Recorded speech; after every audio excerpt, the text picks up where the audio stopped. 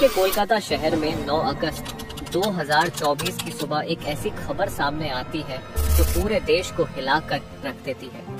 ये खबर थी एक 31 साल की महिला डॉक्टर की, जो कोलकाता के RG Kar medical college and hospital में अपनी ट्रेनिंग कर रही थी।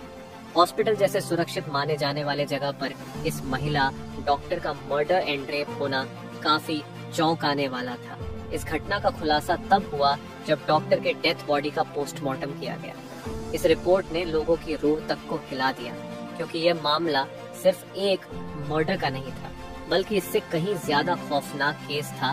पोस्टमार्टम रिपोर्ट में खुलासा हुआ कि उस डॉक्टर की हत्या गला घोंट कर की गई थी, इतनी ताकत से कि उनका थायराइड कार्टिलेज तक टूट गया था।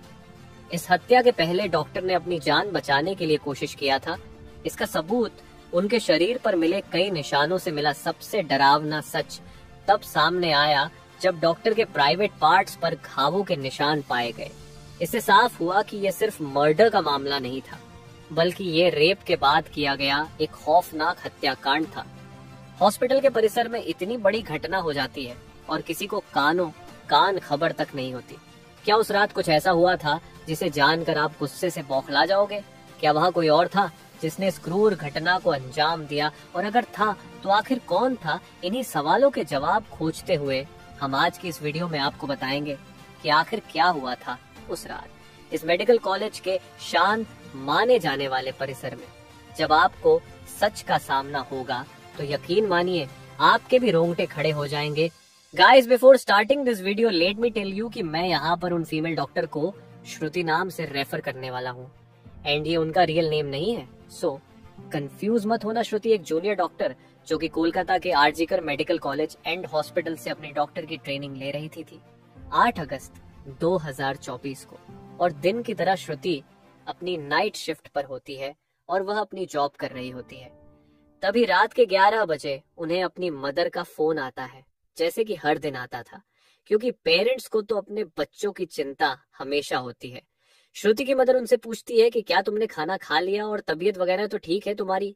जिसके रिप्लाई में श्रुति बोलती है कि उनकी तबीयत एकदम ठीक है और वो बस अभी कुछ पेशेंट्स को देखने जा रही है, जिसके बाद वो अपने कलीग्स के साथ बैठकर खाना खाएंगे। अपनी मदर से बात करने के बाद श्रुति पेशेंट्स को देखने राउंड पर निकल जाती है। सारे पेशेंट्स को देखने में और अपना काम खत्म करने में श्रुति को रात के 2 बज जाते हैं, जिसके बाद वो अपने कलीग्स के साथ जाकर हॉस्पिटल कैंटीन में ही बैठ जाती है, जहां मिलकर ये लोग अपना खाना भी खाते हैं और साथ साथ थोड़ी बातें भी करते हैं। खाना खाते खाते और बात करते हुए रात के 3 बज जाते हैं और इस वक्त श्रुति थोड़ी थकान सी फील कर रही होती है, तो वो अपनी थकान दूर करने के लिए इस हॉस्पिटल के 4th फ्लोर में बने सेमिनार हॉल में जाकर रेस्ट करने लगती है। श्रुति के रेस्ट करते करते सुबह के 7:30 बज जाते हैं, पर वो तब भी इस सेमिनार हॉल से बाहर नहीं आती, जो कि काफी ज्यादा अनयूजुअल था, क्योंकि श्रुति कभी भी आधे 1 घंटे से ज्यादा का ब्रेक नहीं लेती थी। हॉस्पिटल का एक वर्कर जो कि सुबह की शिफ्ट स्टार्ट होने से पहले हॉस्पिटल के सारे रूम्स को चेक कर रहा होता है, और वो ऐसे ही सारे रूम्स को चेक करते हुए इस सेमिनार हॉल की तरफ आता है। जैसे ही वो सेमिनार हॉल के बाहर आकर उसका गेट खोलता है, उसकी आंखों के सामने होता है एक भयानक नजारा, जिसे देखकर वो बहुत जोर से चीख पड़ता है। इस वर्कर की चीख सुनकर आसपास के लोग वहां इकट्ठा होने लगते हैं और देखते हैं कि सेमिनार हॉल के अंदर श्रुति की बॉडी बिना कपड़ों के पड़ी हुई है और उसके बॉडी पर कुछ ब्लड के निशान भी हैं। यहाँ खड़े सब लोगों के लिए ये एक ड्रामा से कम नहीं था, स्पेशली दूसरी फीमेल डॉक्टर्स एंड वर्कर्स के लिए, क्योंकि उन्होंने अपनी आंखों के सामने ऐसा नजारा पहली बार देखा था। वो भी हॉस्पिटल प्रेमिसेस के अंदर श्रुति की बॉडी को देखकर आसपास खड़े सारे लोग उसे एक स्ट्रेचर पर लेटते हैं और इमरजेंसी रूम में लेकर जाते हैं ताकि डॉक्टर्स उसकी कुछ हेल्प कर सके। काफी देर तक डॉक्टर्स के स्ट्रगल करने के बाद भी एट द एंड श्रुति कुछ घंटों के बाद अपना दम तोड़ देती है। हॉस्पिटल में कुछ लोग थे जो कि इस मर्डर एंड रेप केस को एक नॉर्मल केस जैसा दिखाने की कोशिश कर रहे थे, जस्ट बिकॉज कि वो इस हॉस्पिटल का नाम बचा सके। बट जब पोस्टमार्टम रिपोर्ट्स आती हैं तो सब दूध का दूध और पानी का पानी हो जाता है। इन रिपोर्ट से साफ साफ पता चल जाता है कि श्रुति के साथ किसी ने जबरदस्ती गलत हरकत करने की कोशिश करी, और जब वो इस इंसान से अपने आप को बचाने लगी तो उसने उसका गला घोंट दिया, इवन उसे बहुत बुरी तरीके से मारा भी। और फिर उसका रेप भी किया। ये सारे प्रूफ मिलने के बाद ये केस पुलिस को हैंड ओवर कर दिया जाता है एंड पुलिस वाले इस क्रिमिनल को पकड़ने के लिए लग जाते हैं।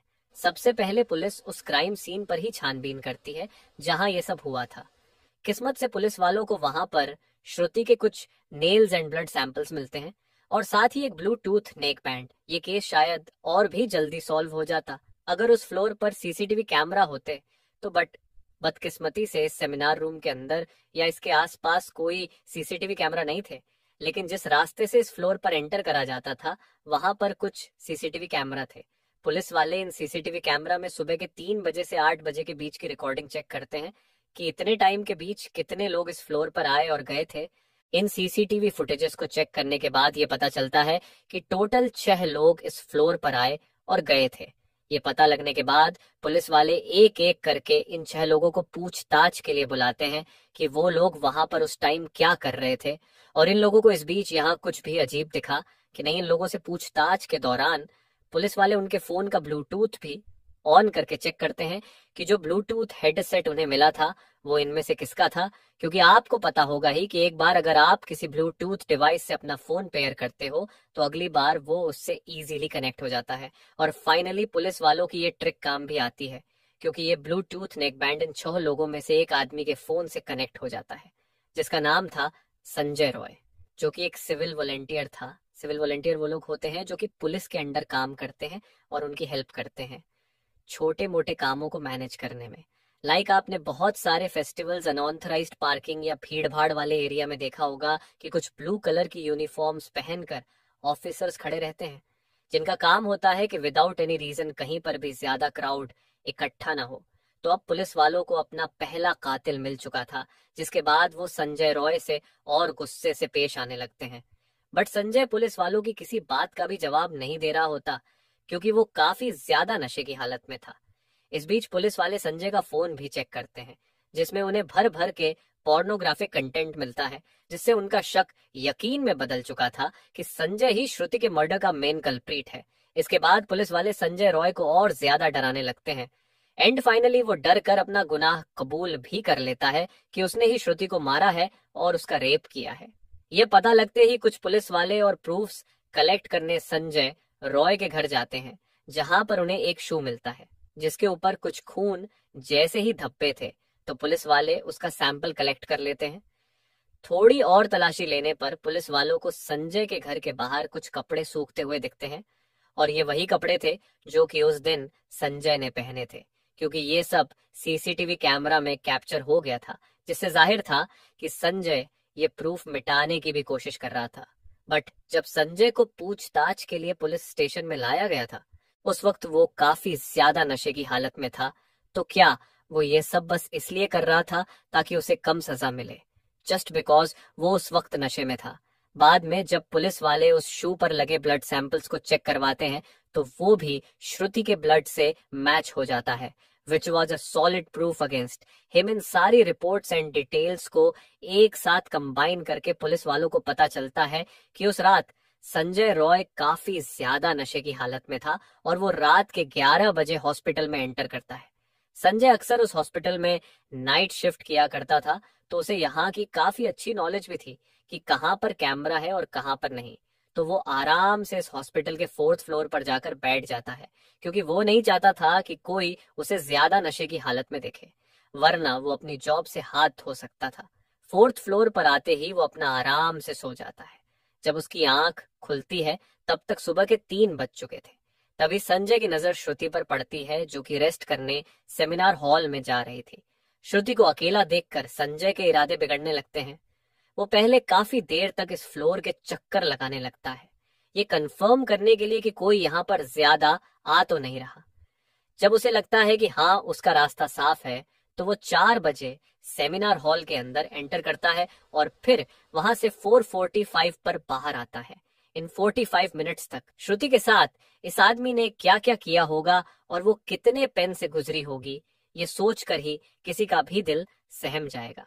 स्पेशली श्रुति के पेरेंट्स जिन्होंने इतनी उम्मीद से और सैक्रिफाइसेस करके अपनी बच्ची को डॉक्टर बनने भेजा था एंड श्रुति अपने पेरेंट्स की अकेली बेटी थी तो उनके लिए तो ये किसी सदमे से कम नहीं होगा। एंड गाइस, ये केस अभी भी क्लोज नहीं हुआ है और 23 अगस्त तक संजय राय को कस्टडी में रखा जाएगा। इस कातिल इंसान के साथ क्या होना चाहिए आप कमेंट में जरूर बताना, और इस केस रिलेटेड जानकारी देखने के लिए चैनल सब्सक्राइब करें। Thank you.